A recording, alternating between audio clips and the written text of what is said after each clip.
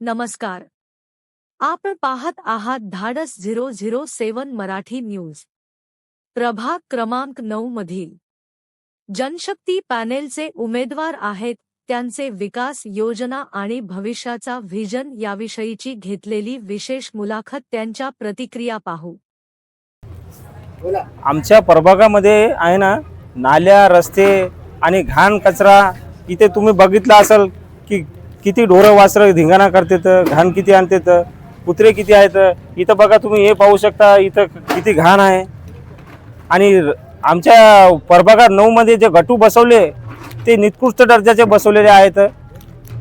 एक महिना झाला की समजा ते गटू निघून पडायले, तर तिथं पाणी साचायलं, पाय दिलं त्याच्यावर अंगावर यायले. आणि नाल्या पण बरोबर नाही. रोज आहे की नाही, कचरावाले येत नाही इथं उचलायला.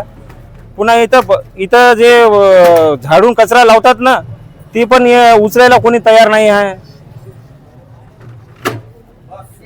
तुमच्या प्रभागातील मुख्य समस्या कोणत्या आहेत? मुख्य समस्या रस्ते, नाल्या आणि शिक्षण. महत्वाचं म्हणजे बालवाडीची योजना बरोबर नाही आहे इथे. आणि कुठलीही शाळा बरोबर नाही आहे सरकारी. आम्ही त्याच्यावर विकास करल.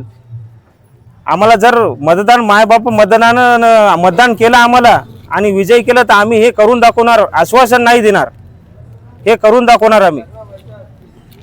धन्यवाद.